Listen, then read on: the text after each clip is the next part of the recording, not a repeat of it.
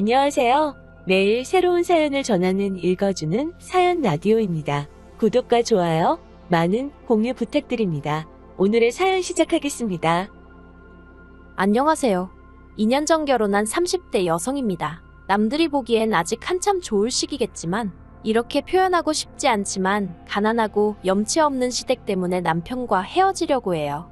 저라도 가진 게 많은 사람이라면 어떻게든 품고 가려고 했겠지만 너무 힘들어서 더는 못하겠거든요. 결혼이란 건 사랑만으론 되는 일이 역시 아니었어요. 남편하고는 회사 동료의 소개로 만났습니다. 사실 당시 제가 누구를 만나고 할 상황이 못 되었는데 회사 동료는 제 개인적인 사정은 몰랐을 테고 저는 또 거절을 잘 못하는 성격이거든요. 그래서 솔직히 별 기대 없이 남편을 만나게 되었네요. 약속 장소에 20분 정도 일찍 도착했는데 남편은 저보다도 더 일찍 나와 있었어요. 그래서 그게 좀 웃겼다고 해야 하나? 아무튼 처음부터 대화가 잘 통하더라고요. 게다가 남편이 말수는 많지 않은데 남이 얘기할 때 되게 성의껏 들어주는 사람이었어요. 사실 요즘엔 다들 자기 얘기하기 바쁘지 남한테는 별 관심을 안 주잖아요. 그래서 그런 남편의 태도가 무척 마음에 들대요. 아무튼 점심 먹고 커피 마시고 남편이 다음에 또 보자며 애프터 신청을 해왔습니다. 그리고 이후로 저희는 4년 동안 연애를 하게 되었죠. 사실 연애를 하는 동안 결혼 이야기는 몇 번이나 나왔었어요. 하지만 연애랑 다르게 결혼은 좀 더 이것저것 따질 게 많았고 특히나 늘 돈이 문제였지요. 남편은 자기가 최소한 한 달에 350 정도는 벌게 되면 그때 결혼을 하고 싶다고 했고 저도 제 직장 문제가 해결이 되면 그때 하고 싶었거든요. 참고로 남편의 경우 연애 내내 월급이 270에 머물러 있는 상황이었어요. 제 경우에는 월급은 300에 일 자체는 힘들지 않았는데 직장과 집 사이의 거리가 문제였고요. 너무 멀었거든요. 출퇴근에만 좋기 4시간은 걸렸으니까요. 그래서 이직을 하려고 여기저기 이력서를 넣어봤지만 생각만큼 일이 잘 풀리지를 않대요. 그리고 그러다 보니 어느새 연애만 4년씩이나 하게 된 거죠. 그러다 제가 2년 전, 그러니까 결혼 직전에 정말 운 좋게 이직을 하게 되었어요. 자세히 얘기할 순 없지만 동종업계도 아니었는데 취미로 따놓은 자격증 몇 개가 큰 도움이 되었네요. 그래서 제 월급이 이것저것 다 제하고 한 달에 380 정도로 올라갔어요. 남편이 정말 자기 일처럼 좋아하더라고요. 그리고 그런 남편에게 제가 먼저 결혼 이야기를 꺼냈습니다. 더 늦기 전에 나 웨딩드레스 입고 싶다고, 그러니 우리 결혼하자고 했죠. 남편이 미안하다고 울다가 또 고맙다고 웃다가 아무튼 속사정을 모르는 사람이 저희를 봤으면 미친 사람들인 줄 알았을 거예요. 결혼할 때 시댁에서 1,000만 원 해주셨고 남편은 3,000을 모아뒀더라고요. 저는 제 돈 2,000이 있었고 친정에서 3,000 해주셨고요. 사실 저희는 둘 다 요새 말하는 소위 흙수저들이에요. 그래서 양가에서 그 정도 해주신 것만으로도 정말 감사하게 생각했어요. 정말이지 액수에 대한 서운함이나 섭섭함은 하나도 없었습니다. 오히려 받은 것 이상으로 잘해드리며 살아야겠다고 다짐했는걸요. 그런데 시작은 차였습니다. 시댁엔 당시 남편을 제외하고도 식구가 넷이었는데 시부모님과 2명의 신우들이 있었죠. 그리고 좀 황당했다고 해야 하나 싶은 게 온 식구가 각자 차를 끌고 다니더라고요. 특히 시부모님은 수입이라고 해봤자 나라에서 나오는 연금하고 자식들이 주는 용돈이 전부셨는데 말이죠. 그래서 잠깐이었지만 차가 2대씩이나 필요하신가 싶대요. 물론 제가 주제넘게 말할 건 아니라서 그냥 잠깐 생각만 했던 거고요. 그런데 저랑 남편이 결혼하고 얼마 되지 않았을 때였습니다. 당시 남편이 끌고 다니던 차가 말 그대로 폐차 직전의 수준이었고 그래서 일단 제 차를 갖고 다니라고 했었는데 남편이 그건 아닌 것 같다면서 제 차 타는 걸 무척 불편하게 생각하더라고요. 그리고 이 와중에 어떻게 얘기가 진행된 건지는 잘 모르겠지만 어머님이 당신들 차 한 대를 가져가라셨습니다. 공짜로 주시겠다면서요. 그런데 받아오는 게 맞나 싶었던 게 어머님이 주신다는 차도 남편 차 못지않게 낡은 차였거든요. 그러니 제 입장에선 굳이 이런 걸 받아서 나중에 차를 존내받았네 소리가 나오진 않을지 상황 자체가 탐탁치 않았어요. 하지만 남편이 시부모님이 좋은 뜻으로 주신다는 건데 그냥 기분 좋게 받아오면 안 되겠냐 하대요. 뭐 그래도 꾸역꾸역 따져보면 자기 차보다는 낫다면서요. 그런데 그렇게 받아온 차는 생각했던 것보다 훨씬 사정이 좋지 않았습니다. 남편은 괜찮다 했지만 카센터에 가져가니 이것저것 고치는 비용만 400을 부르더라고요. 그래서 제가 남편더러 차라리 폐차하는 게 낫지 않겠냐니까 저더러 뭘 모른다면서 400으로 차를 살 수 있냐고 화를 내는데, 솔직히 사귀는 동안에도 다툼이 아예 없던 것은 아니지만 왠지 화를 내는 남편의 모습이 낯설게 느껴졌어요. 그리고 나중에서야 느꼈지만 주제나 상황이 뭐건 간에 시댁하고 관련이 있으면 남편은 쉽게 매번 버럭버럭 하더라고요. 돌이켜 생각해보니 자격지심이었나 싶기도 하네요. 아무튼 그래서 그 차를 기어이 400만 원이랑 큰돈을 주고 고쳤는데, 더 황당한 건 이후에 시부모님이 보이신 행동이었어요. 시댁과 저희 집은 차로 30분 정도 걸리는 거리로 멀지는 않지만 결코 가까운 거리도 아니었거든요. 그런데 저희가 차를 고친 이후로 걸핏하면 차를 써야 하는 상황이라면서 저나 남편에게 전날 밤에 차를 주고 가라고 하시질 않나, 다른 차가 상태가 안 좋아서 그러니 빌려달라고 하시지를 않나. 어찌나 차를 가지고 이리저리 사람을 부르시는지 오히려 더 불편한 상황이 되어버린 거죠. 그래서 결국은 참다 못해 남편한테 차를 주셨으면 주신 거지 이건 뭐 어머님 아버님이 쓰시는 날이 더 많다고 한마디 했네요. 그랬더니 필요하면 가족끼리 빌려주기도 하고 그런 거지. 저더러 연애할 땐 몰랐는데 생각보다 되게 야박한 애 어쩌네 그러더라고요. 참나, 어이도 없고 기가 막혀서 말이 안 나오대요. 그런데 남편은 자기 화를 못 삭히고 혼자 계속해서 울그락불그락 하더니 안 되겠다며 그냥 그 차 시부모님께 돌려드려야겠답니다. 그리고 저는 돈 400이 생각나. 너무 아깝더라고요. 그런데 그 400 때문에 안 된다고 하면 또 남편이 난리를 칠 것 같고 그래서 그래. 좋은 일 한 셈 치자 생각하고 그러라 했습니다. 그러다 얼마 후 제 회사에서 제 앞으로 차가 한 대 나왔어요. 제 직군이 영업직은 아닌데 업무 특성상 고객들을 밖에서 만나야 하는 일이 잦았거든요. 현장 방문을 해야 하는 경우도 많았고요. 그래서 지원이 나온 거였죠. 그런데 남편이 되게 부러워하대요. 그리고는 앞으로 자기가 끌고 다니면 안 되냐입니다. 필요할 때는 시부모님도 빌려드렸으면 좋겠다면서요. 가뜩이나 시부모님 차나 자기 차나 언제 퍼질지 몰라 불안불안했다나? 말 그대로 떡줄 사람은 생각도 안 하고 있는데 혼자 김칫국을 한 사발 들이키고 있더라니까요. 저는 그런 남편에게 회사 지원으로 나온 차라서 안 된다고 딱 잘랐어요. 괜히 책 잡힐 일은 하고 싶지 않다 했죠. 그랬더니 한다는 말이 안 되는 게 아니라 방법을 찾아볼 생각이 없는 거라면서 저더러 지밖에 모른다고 야박하다고 그러대요. 그래도 이후로 그럭저럭 지냈습니다. 원래 부부끼리 싸우기도 하고 또 풀어지기도 하는 거라더니 이런 건가 보다 하고 지냈죠. 그런데 올해 초였어요. 시부모님이 며칠 전부터 입맛이 없네, 속이 안 좋네 하셨는데 갑자기 고기가 드시고 싶다고 하시더라고요. 그러자 남편은 이럴 때 챙겨드려야 된다면서 시댁에 가자고 했고 그래서 뭐 한 끼 외식 시켜드린다 생각하고 따라 나섰죠. 그런데 시부모님께서 뜻밖의 이야기를 꺼내셨습니다. 요 근래 왜 이렇게 몸이 처지나 했더니 그게 다 마음이 힘들어서 그런 것 같다 하시며 해외여행을 다녀오고 싶으시다는 거예요. 그러면서 한 200만 원만 달라나요? 게다가 덧붙이시기를 시동생들한테는 당신들이 달라고 했다고 하지 말고 저희가 먼저 보내드린다고 했다고 얘기를 하랍니다. 동생들한테 먼저 모범이 되어야 애들도 뭔가 배우는 게 있지 않겠냐면서요. 당황스러웠어요. 그래서 제가 시부모님께 남편하고 상의해보겠다고 하곤 남편 표정을 슬쩍 봤는데 표정이 굉장히 어둡고 언짢아 보이더라고요. 그래서 저는 시부모님의 부탁이 남편에게도 부담스러웠나 보다고 생각했습니다. 그런데 그건 제 착각이었어요. 시댁에서 나와 집으로 돌아오는 길에 남편이 저한테 먼저 말을 걸기를 상의해보겠다는 게 무슨 뜻이냐대요. 그냥 기분 좋게 당연히 보내드려야죠. 그렇게 말할 수는 없었냐면서요. 어이가 없어서 지금 우리 형편의 시부모님이 200만 원만 달라 하시면 척척 내드릴 만큼 여유가 있는 게 아닌데 무슨 기분 좋게 당연히 보내드리겠단 소리를 하냐고, 말이 되냐고 그랬어요.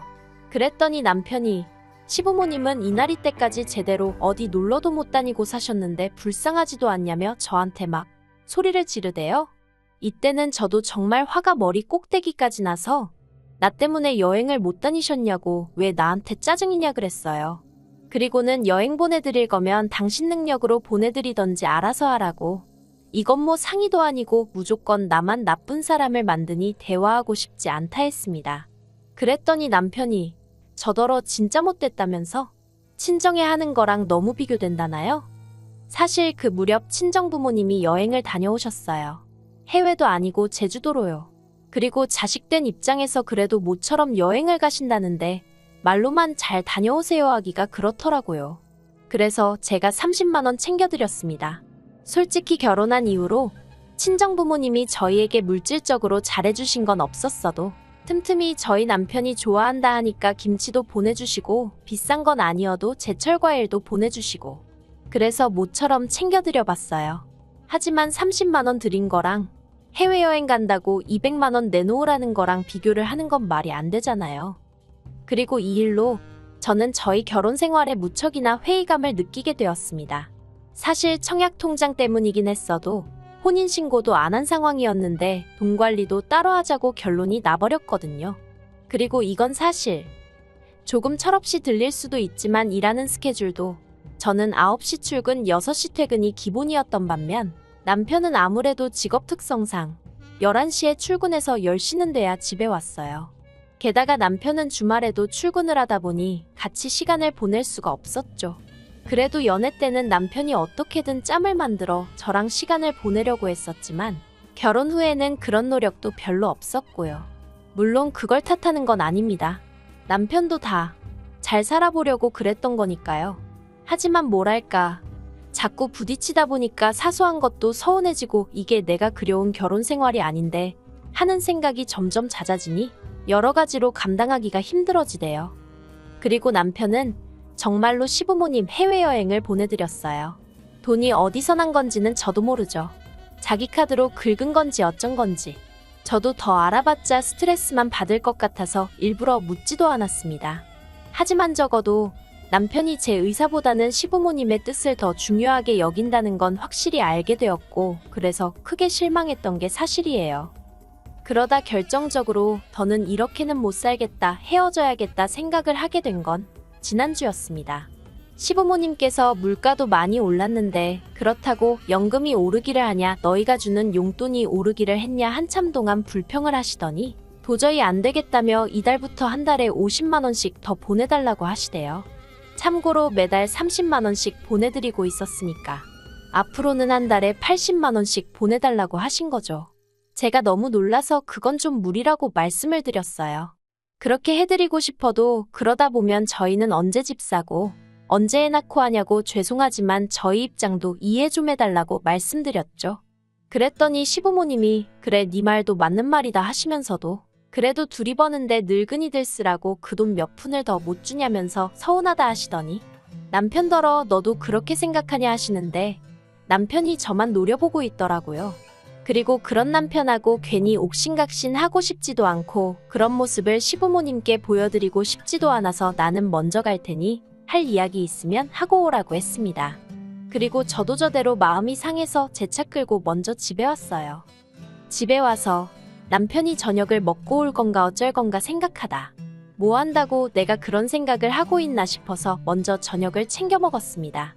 그런데 그때 남편이 들어오더니 뭐랄까 마치 일부러 저 들으라는 식으로 한숨도 막 크게 쉬고 엄청 거슬리게 행동하대요. 그래서 제가 남편더러 할 이야기가 있으면 그냥 하라니까 진짜 서운하다면서 무턱대고 안 된다고 할 게 아니라 자기랑 같이 방법을 찾아봐야 하는 거 아니냐입니다. 그래서 제가 남편더러 방법을 찾긴 무슨 방법을 찾냐고 우리 수입이야 뻔할 뻔짠데 갑자기 50만 원이나 어떻게 올려드리냐고 당신 그 정도 계산도 못하냐고 따졌죠. 그랬더니 남편이 저더러 직장만 좋은 직장 다닌다고 되는 게 아니래요. 사람이 먼저 돼야 한다면서 그렇게 악착같이 손에 든 걸 쥐고 있으려고만 하고 내려놓질 못하면 안 된다나요? 정말 말 같지도 않아서 그만하라고 했어요. 그리고 그날 저녁 세상 모르고 잠든 남편 옆에서 이제는 헤어져야겠다는 생각이 들대요. 저도 뭐 내세울 것 없는 집에서 태어났고 지금도 별 볼 일은 없지만 그래도 저희 친정부모님은 저에게 뭐라도 하나 더 해주지 못해서 미안해하시는 분들이세요. 그런데 어째서 시부모님은 자식한테 하나라도 더 받아내질 못해 안달이실까 싶은 게 평생 제가 감당하며 살 자신이 없더라고요. 그리고 그러다 보면 남편한테 저는 갈수록 지독한 억척스러운 여편네로만 보일 텐데. 저 정말 그렇게 살고 싶지 않았거든요. 그래서 이튿날 남편에게 우리 더 복잡해지기 전에 헤어지자 했습니다. 이제라도 서로 갈 길 가자고요. 나는 당신이 당신 부모님께 잘해드리는 걸 뭐라고 하고 싶은 생각은 없지만 같이 할 자신이 없다 했네요. 그러자 남편은 지난밤과 마찬가지로 한숨만 내쉬더니 자기를 이렇게 배신하는 거냐입니다.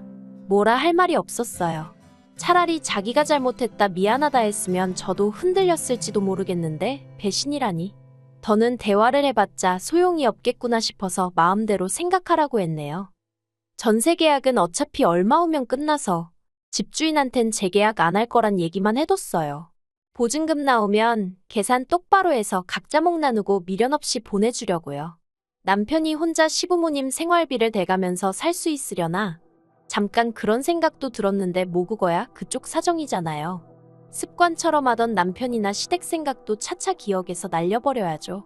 저는 저 혼자 사는 거에 대해서는 걱정도 부담도 없어요. 오히려 스트레스의 원인들이 사라지는 거니 더 잘 살지 않을까 하는 생각도 들던걸요. 그리고 욕심이겠지만 만약에 저한테 다시 누군가가 오면 그때는 정말 그 무엇보다도 저를 1순위로 쳐주는 사람이면 좋겠다는 바람입니다.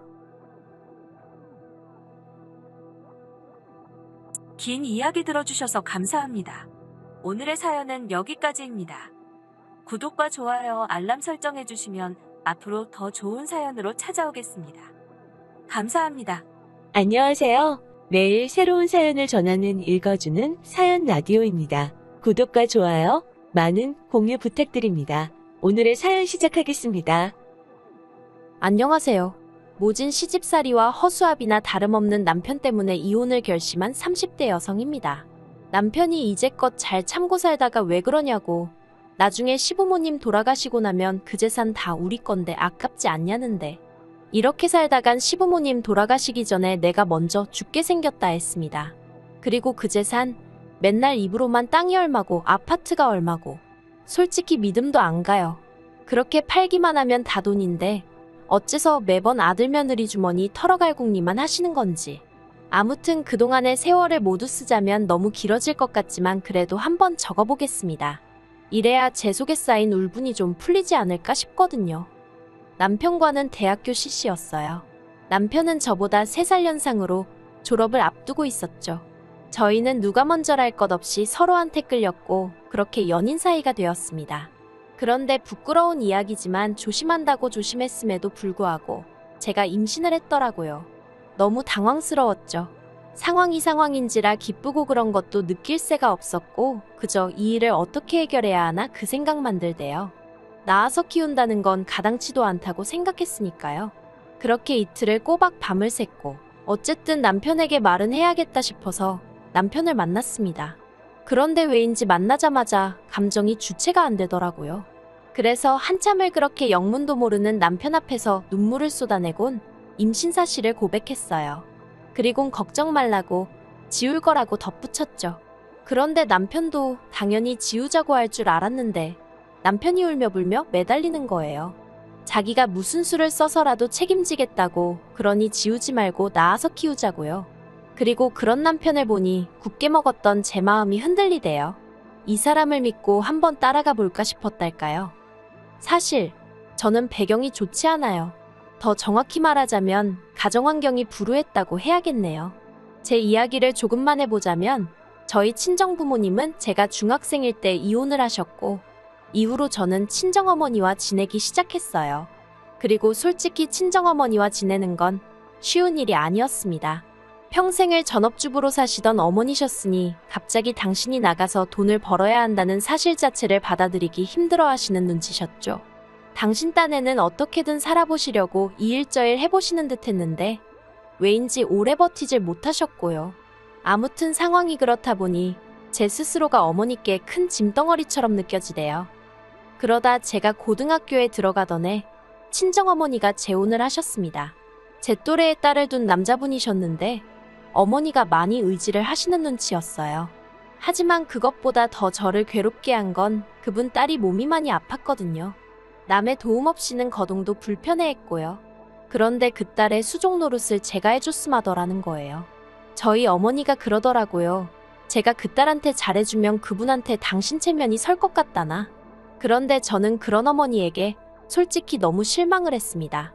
이혼할 때도 그렇고 재혼할 때도 그렇고 지금도 그렇고 엄마한테 내 입장이란 건 아무 상관이 없구나. 그런 생각이 들었으니까요. 그래서 그 길로 아버지한테 전화를 했어요. 그리고는 그간 어머니와 있었던 일과 어머니의 재혼 소식도 알렸고 아버지한테 저 좀 걷어주시면 안 되냐 물었죠. 그랬더니 아버지도 조금 당황하신 듯 했어요. 단박에 그래 와라 소리가 나오진 않았거든요. 하지만 잠깐의 정막이 흐르고 아버지가 주소를 불러주시며 오라고 하시대요. 그런데 덧붙이시길 아버지는 재혼을 하신 건 아니지만 같이 사는 여자가 있다며 저더러 잘 지낼 수 있겠냐입니다. 그래서 제가 그분도 혹시 자식이 있으시냐 물으니 그건 아니라고요. 하지만 아버지와 지내는 일도 결코 편하지 않았습니다. 아버지와 지내던 여자분은 제가 마치 무슨 자기 라이벌이라도 된다고 생각을 한 건지 매사 저에게 날을 세웠어요. 특히나 아버지가 제 대학 등록금을 내주실 때마다 얼마나 싫은 티를 냈는지 몰라요. 그리고 그럴 때면 아버지도 그 여자분 비위를 맞추느라 그러신 건지 저에게 가시돋친 말들을 퍼붓기 일쑤셨죠. 실제로 아버지가 저를 함부로 대하고 막말을 하면 그 여자가 좀 기세가 누그러졌으니까요. 그런데 그런 와중에 지금의 남편을 만나서 연애를 하게 되었고 애까지 가졌으니 어디 상의할 곳도 마땅치 않았고 그래서 그냥 지워야겠단 결론에 도달했던 거예요.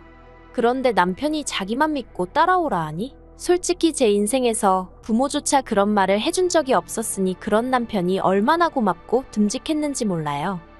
아무튼 그래서 남편과 결국 결혼을 약속했는데 제 예상보다 시부모님의 반대는 크지 않았어요. 다만 시댁에서는 저희가 사고쳐서 하는 결혼이니 한 푼도 못 보태주신다 하대요. 남편은 직장을 구하기 전이었으니 돈이 없었고요. 저도 마찬가지였죠. 그래서 어쩔 수 없이 시댁에 들어가 살기 시작했습니다. 그리고 시댁에 사는 동안 겪었던 크고 작은 서러운 이야기들을 해보자면 정말 석 달하고도 열흘은 밤을 꼬박 새워야 할 거예요. 하지만 당시에는 그마저도 감사하다고 생각했어요. 그래서 시부모님의 말도 안 되는 시집살이도 군소리 없이 참아냈고 남편 밑으로 있는 두 동생의 온갖 유세도 인내하며 받아줬지요. 그리고 다행히 제가 애를 낳고 얼마 안 되어 남편이 취직을 했어요. 그리고 남편이 첫 월급을 타온 날 제가 남편에게 그랬습니다. 죽기 살기로 돈을 모아서 우리 꼭 분가하자고요. 그런데 이 얘기를 방문 밖에서 어머님이 엿들으시고선 완전히 집안을 뒤집어 놓으셨어요. 먹여주고 재우줬더니 돈 좀 번다고 내뺄궁리를 한다면서. 그리고 저는 그땐 뭐가 그렇게 무서웠는지 그런 어머님께 죄송하다고 잘못했다고 몇 번이나 빌었죠. 그러자 어머님이 남편더러 월급 통장을 내놓으라시대요. 이제부터 당신이 관리를 해줄 거고 생활비는 저더러 탓쓰라면서요. 그리고 전세보증금이 모이면 그때는 당신이 알아서 분가시켜주겠다 하시는데 차마 뭐라고 반박을 못하겠더라고요. 남편도 꿀먹은 모마냥 가만히 있고 그래서 그렇게 월급 통장을 뺏겼습니다. 그런데 그렇게 세월이 지나도 분가의 비읍자도 어머님이 꺼내질 않으시대요. 저는 저대로 모진 시집살이에 독박육아로 우울증까지 겪게 되었는데 말이죠. 사실 그때는 제가 우울증이란 것도 몰랐어요. 병원에 한 번 갈래도 어머님한테 어디가 어떻게 안 좋고 그런 이야기를 다 해야 했는데 한 번은 제가 열이 39도 가까이 났는데도 별거 아닌데 엄살이라 안 된다고 하시는 분이셨으니 아무튼 그러다 하루는 저는 기억도 잘 안 나는데 남편이 말하길 제가 베란다 난간위로 올라가고 있더랍니다. 그러면서 남편이 자기는 정말 제가 죽는 줄 알았다고. 그리고 이 일로 남편이 뭘 좀 느꼈는지 어머님께 자기 돈을 돌려달라 하대요. 저희 분가하겠다고요. 그러자 또 시부모님 두 분 다 난리가 나셨죠. 배은망덕하니 어쩌니 하면서. 그리고 그 과정에서 알게 된 게 어머님이 모아주신다던 남편의 월급은 온데간데 없었습니다. 어쩐지 시부모님은 두 분 다 일도 안 하시는데 어떻게 저렇게 사시나 늘 궁금했거든요. 그런데 그게 다 저희 남편이 벌어온 월급 덕분이었던 거죠. 아무튼 그 일로 남편과 시부모님이 크게 싸웠고 시부모님이 저희더러 집안에 분란 일으키지 말고 제주 있으면 나가 살라대요. 그리고 결국 제가 친정에 연락을 했어요. 친정어머니한테 그간의 이야기를 하곤 얼마가 되던 좋으니 마지막이다 생각하고 돈 좀 빌려달라고요. 그랬더니 친정어머니가 저더러 왜 그러고 사냐면서 엉엉 우시대요. 저도 뭐라고 말을 해야 하나 싶었어요. 엄마 탓이라고 원망이라도 해볼까? 그런데 그래봤자 달라지는 게 뭐가 있나 싶은 거예요.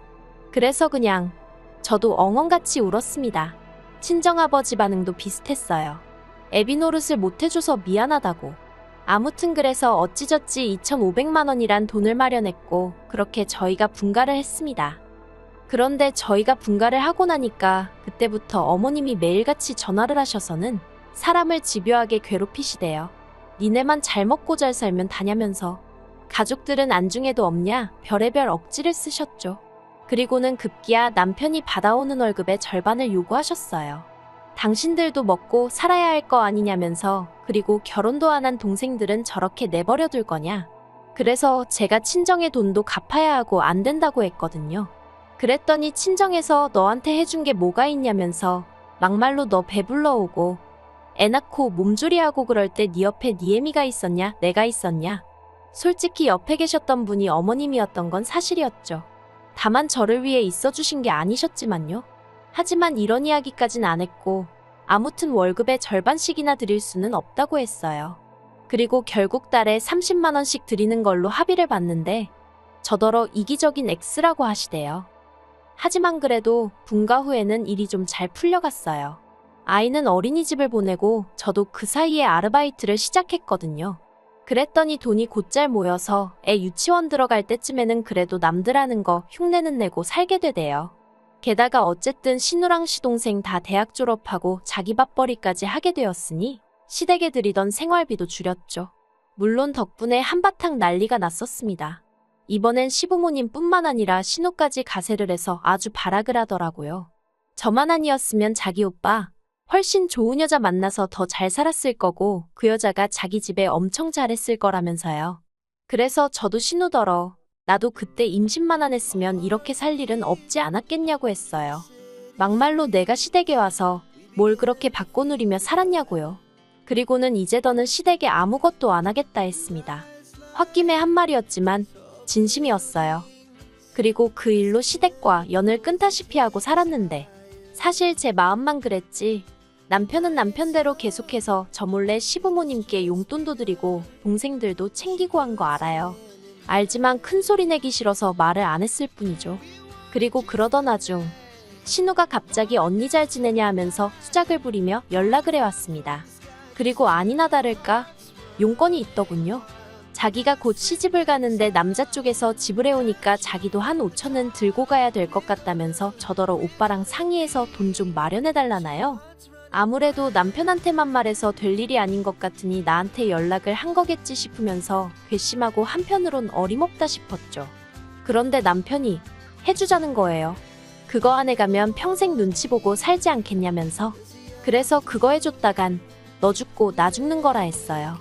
당신 가족들이 나를 어떻게 대했는지 옆에서 다 봐놓고 신우가 눈치 보고 살게 되는 건 걱정이냐고 악을 쓰면서 말했죠.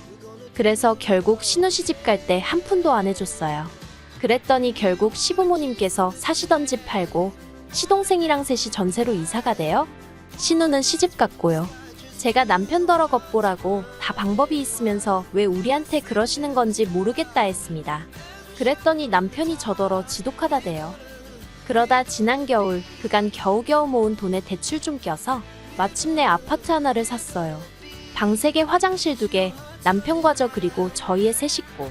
평생 살 집이다 생각하고 산 집이었죠. 그런데 이 소식을 남편이 시부모님께 전했고 시부모님이 잘 됐다며 전세 계약 끝나는 대로 저희 집으로 들어와야겠다고 부탁도 아니고 통보를 해왔습니다. 제가 남편더러 말도 안 되는 소리 하지 말라고 했어요. 내가 미쳤다고 또 식모살이하게 생겼냐고 죽어도 같이 안 산다고 했죠. 그랬더니 남편이 하는 말이 공짜로 들어오신다는 것도 아니고 지금 사시는 집 보증금 빼서 우리 주신다는데 뭐가 그렇게 문제냐입니다. 그리고는 시부모님이 돈이 없어서 그런 게 아니라 물려받으신 땅도 있고 또 지방 어디에도 집이 있고 그래서 제가 그럼 그거 다 팔아서 궁궐 같은 집 짓고 사시면 되지 왜 합가를 하자는 거냐 따졌죠. 그랬더니 남편이 한다는 말이 가관이에요. 그건 잘 뒀다가 저희 물려주려고 하시는 거라며 시부모님도 다 계획이 있으시다나요? 어이가 없어서 다 필요 없다 했습니다. 남편더러 시부모님 계획이 뭔지 나는 모르겠고 시부모님 재산도 하나 갖고 싶지도 않다. 그러니 사람 힘들게 하지 말라고요. 그런데 시부모님이 포기를 안 하시대요. 급기야 연락도 없이 쳐들어오듯 집에 오셔서는 저희 애를 뭐라고 구워 삶으셨는지 애까지 할머니 할아버지랑 같이 살고 싶다 그러는데, 그래서 제가 애더러 그러면 오늘 할머니 할아버지 가실 때 따라가라고 했습니다. 그리고는 여행 가방에 애 짐을 싸기 시작했어요. 솔직히 진짜 보낼 생각은 없었고 생쇼나 마찬가지였죠. 그런데 시부모님은 제가 진짜로 애를 보내려는 줄 아셨나 봐요. 저더러 진짜 모질다면서 이래서 처음부터 마음이 안 들었다나 그러더니 저더러 나무가 아니라 숲을 봐야 한다면서 자기들한테 좀 잘 보이려고 해보래요. 그러면 자기들 죽고 나서 그 재산 다 어디로 가겠냐고요. 그래서 그 재산 실컷 쓰고 돌아가시라 했습니다. 살아서 자식 괴롭히지 마시고 그 돈으로 좋은 거 먹고 좋은 데 다니다 가시라고요. 그리고는 내 집에서 그만 나가달라 하니까 이게 왜 네 집이냐, 내 아들 집이지 하고 나오시는데, 그럼 그렇지 그 소리 왜 안 하시나 했어요. 그래서 한번 이 집이 정말 누구 집인지 따져볼까요? 하고는 남편더러 그 자리에서 이혼하자 했습니다. 그리고 며칠 뒤 남편하고 밖에서 따로 만나서 대화를 나눴어요. 남편이 합가 얘기는 다신 안 꺼내겠다며 저더러 그만 시위하고 집으로 들어오라대요. 그래서 제가 당신 눈엔 이게 시위하는 걸로 보이냐? 나는 살려고 발악하는 거라고 했더니 남편도 한숨만 내쉬고 더는 뭐라 말을 안 하더군요. 그러더니 이제껏 참고 산 거 정말 아깝지 않냐? 조금만 더 참으면 다 우리 거다. 우리 거면 다 네 거나 마찬가지다. 그래서 저는 그런 남편에게 나 정말 미련이라곤 하나도 없다 했습니다. 그저 한 가지 부탁하고 싶은 건 당신이 조금이라도 나에게 미안한 마음이 있으면 아파트만큼은 제발 포기해달라 했죠. 그랬더니 생각해보겠다고 하대요. 그리고 결국 아파트는 제가 갖게 되었어요. 다만 남편이 애는 자기가 데려가겠다대요. 사실 이렇게 얘기하면 사람들이 저를 어찌 볼지 모르겠지만 아이까지 데려와서 잘 키울 자신이 없었거든요. 이혼하고 돈 없는 엄마랑 같이 사는 게 자식 입장에서 얼마나 눈치가 보이는 일인지 누구보다 제가 잘 아는데 차마 되물림할 수는 없잖아요. 그래서 남편이 애 데려가겠다는데 안 된다고를 못했어요. 오히려 조금은 다행이다 싶었죠. 솔직히 뭐 사이다우기 같은 건 없어요. 그저 제 마음이 편해졌다고 해야 할지. 아이랑 자주 연락하고 지내는데 다행히 아이가 저를 원망하는 것 같지도 않고요. 하지만 분명히 상처는 받았을 테니 엄마로서 평생 미안한 마음으로 살아야겠죠. 참 그리고 지금은 직장 생활에 열을 올리는 중입니다. 그동안에도 쉼없이 일을 해오긴 했는데 이번에는 지인의 소개로 제대로 된 직장에서 정규직으로 일하게 되었거든요. 처음으로 도망치듯 쫓기듯이 하는 일이 아니라 제가 하고 싶어 하는 일이라 그런지 매일매일 즐겁고 피곤한 줄도 모르겠어요. 비로소 숨통이 트인 기분이에요. 더는 이유 없이 욕먹고 눈치 봐가며 살지 않을 겁니다. 제 인생에서 저도 행복할 자격이 있으니까요. 긴 이야기 들어주셔서 감사합니다. 오늘의 사연은 여기까지입니다.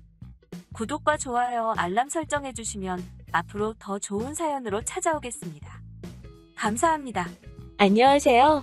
매일 새로운 사연을 전하는 읽어주는 사연 라디오입니다. 구독과 좋아요, 많은 공유 부탁드립니다. 오늘의 사연 시작하겠습니다. 안녕하세요. 결혼한 지 5년 만에 이혼을 결심한 30대 여성입니다. 다른 사람도 아니고 아버님 때문에 이혼을 결심하게 되었다는 게 아무래도 흔하지 않은 이야기다 보니 어디 가서 말하기가 쉽지 않더라고요. 하지만 오늘만큼은 익명의 힘을 빌려 속 시원히 털어놓으려 하니 두서가 없더라도 들어주세요. 저는 대학교 2학년 때부터 과외와 학원 아르바이트로 돈을 벌기 시작했어요.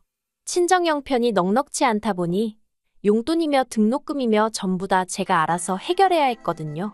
그리고 그렇게 아이들을 가르치다 보니까 제가 이쪽으로 소질이 있다는 걸 알게 되었죠.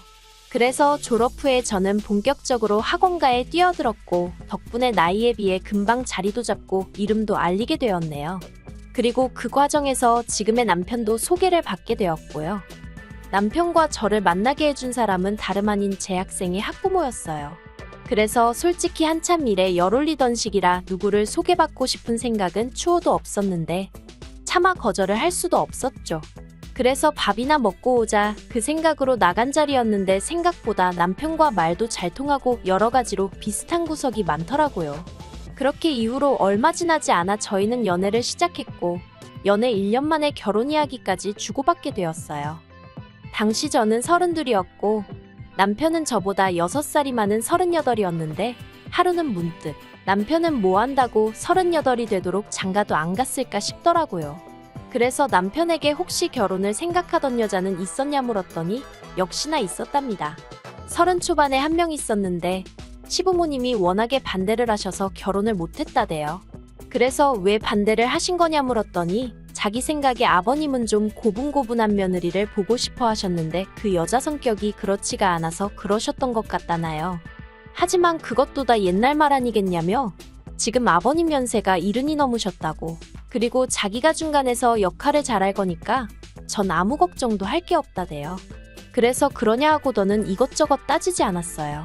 과거는 과거일 뿐이니까 앞으로 전화 잘하면 된다 생각했거든요.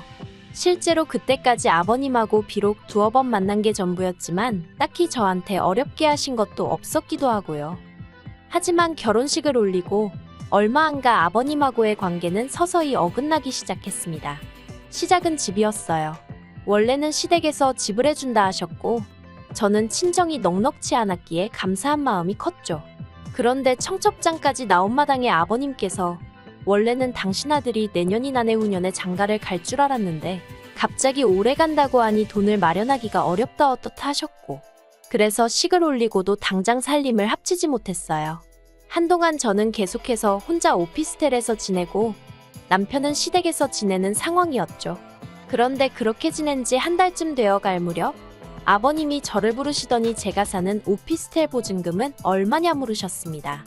그래서 제가 1억 2천이라고 하니까 그러면 그 오피스텔 방을 빼서 그 돈을 아버님이 사준다는 집에 보태라는 거예요. 그리고 이때부터 솔직히 기분이 별로였어요.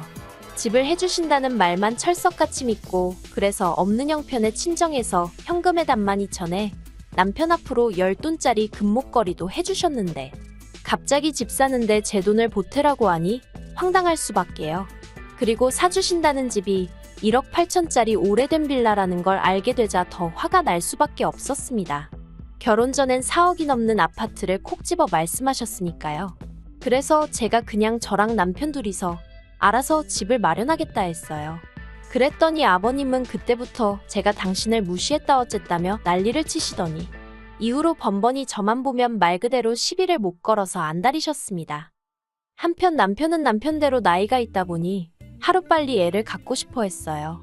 그런데 아이가 뭐 공부하면 올라가는 성적 마냥 노력한다고 다음 달에 딱딱 생기고 그러는 게 아니잖아요.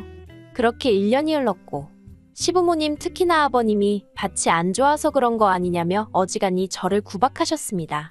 저로서는 억울하면서도 설마 싶어서 뭐라 대꾸를 못했던 게 제가 남편보다 나이는 어렸지만 빈혈도 있고 그래서 마음 한켠으로 정말 나 때문에 안 생기나 싶었거든요.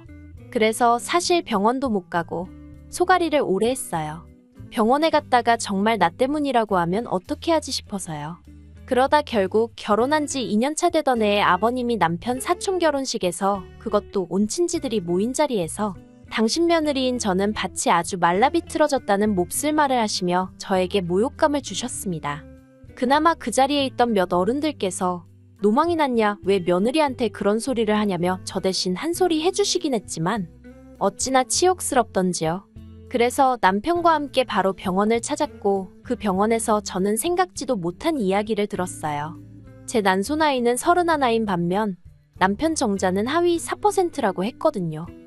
반가운 소식이라고 할 수는 없었지만 옆에서 죽상을 하고 있는 남편을 보고 있자니 안쓰러운 마음도 들었지만 그래도 저는 속으로 안도했고 한편으론 그간 저를 구박하고 못살게 굴던 시부모님이 떠올라 이 상황이 좀 웃기더라고요.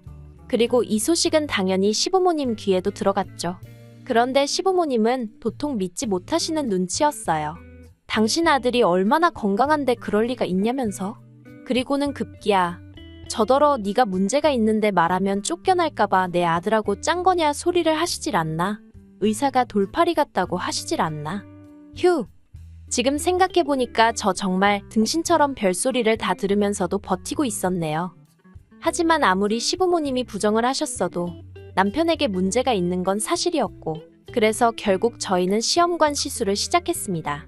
병원에서 자연임신이 되는 건 정말 어려운 일이라고 이야기했기 때문에 솔직히 다른 선택지가 없었던 것도 사실이고요. 그런데 시험관 시술도 제가 생각했던 것보다 훨씬 어렵고 힘든 길이었더군요. 그래도 3차 안에는 되었으면 했는데 1차에는 착상 자체가 실패였고 이후로는 거듭된 유산. 정말 5차가 넘어갔을 때는 그냥 애 없이 살면 안 되나 싶고 하루하루를 눈물로 보냈다고 해도 과언이 아니에요.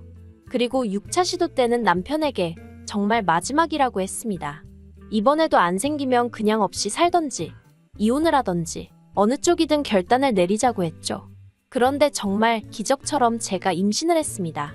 하지만 기쁨도 잠시, 그간 거듭된 실패로 인해 솔직히 초반 몇 주 동안은 어디다 말도 못하겠더라고요.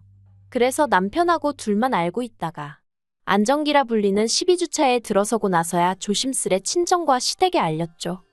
그런데 그때부터였습니다. 아버님과는 가뜩이나 사이도 좋지 않았고 그래서 너무 불편했는데 아버님이 하루가 멀다 하고 연락을 해오기 시작하셨어요. 그리고는 임신하면 여자가 어쩌고저쩌고 하시며 별별 간섭과 참견을 하셨는데 제 속을 모르는 누군가는 어쩜 시아버지가 저리 자상하냐 했지만 저는 정말 죽을 맛이었습니다. 막말로 직접 애를 낳고 키워보신 어머님도 가만히 계신데 왜 아버님이 저렇게 유난이신지 도통 알 수가 없었죠. 그래서 남편더러 아버님께 너무 부담스럽다고 말씀 좀 드려달라 하니 남편은 한다는 말이 첫손주라 좋아 그러시는 걸 어쩌겠냐면서 저더러 그냥 그러려니 하라는 거예요. 그래서 제가 너무 스트레스를 받아서 그렇다고 이러다가 애한테 무슨 일이라도 생기면 아버님이나 당신이 책임질 거냐고 결국 화를 낼 수밖에 없었습니다.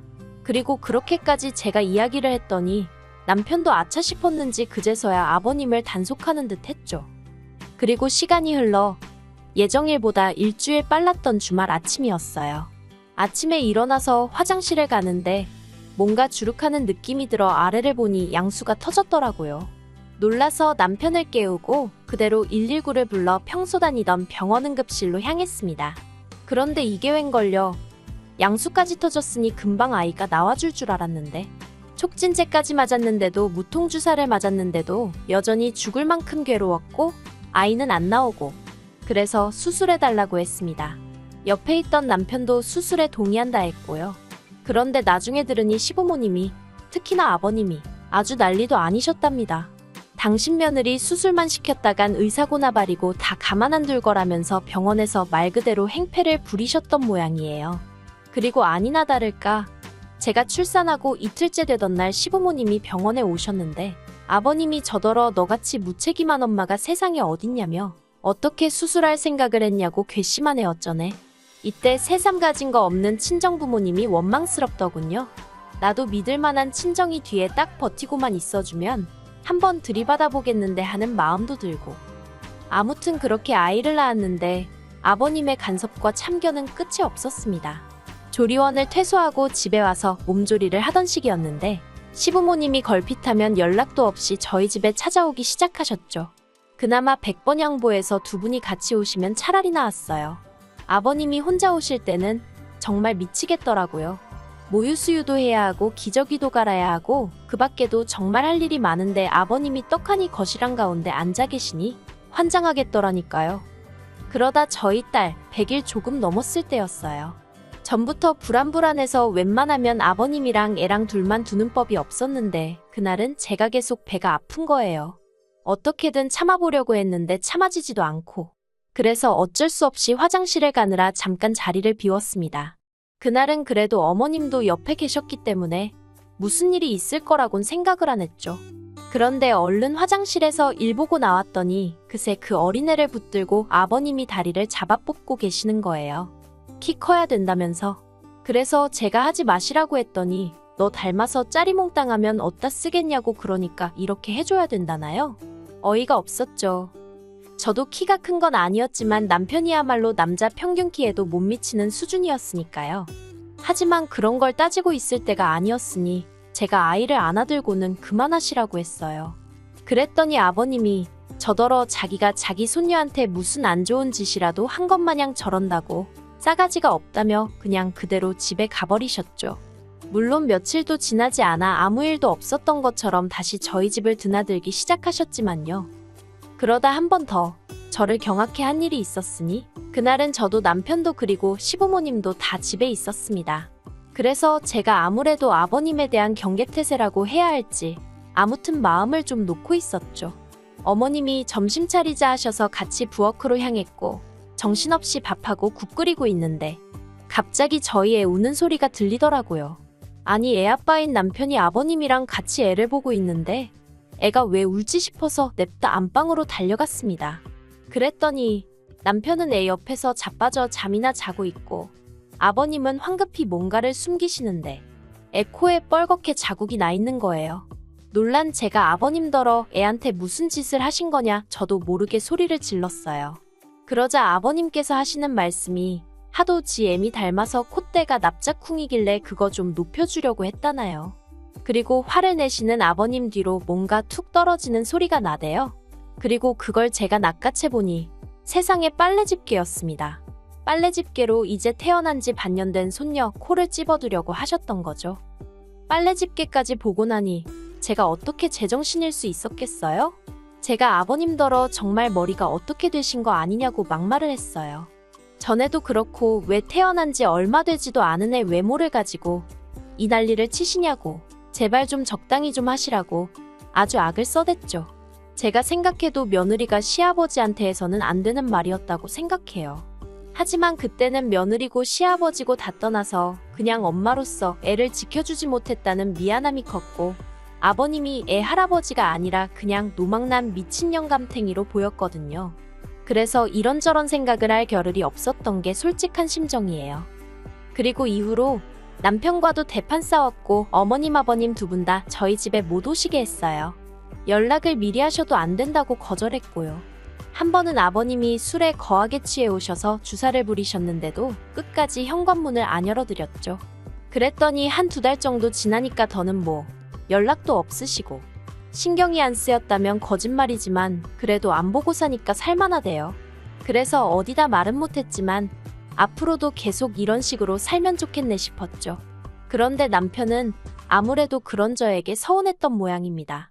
아무리 못나도 부모인데 어떻게 자식 집에 못 오게 하냐면서 그리고는 남편이 하는 말이 자기도 시부모님이 특히나 아버님이 애를 대하는 방식이 잘못된 건 안다고 하지만 평생을 저런 식으로 사신 양반인데 어쩌겠냐.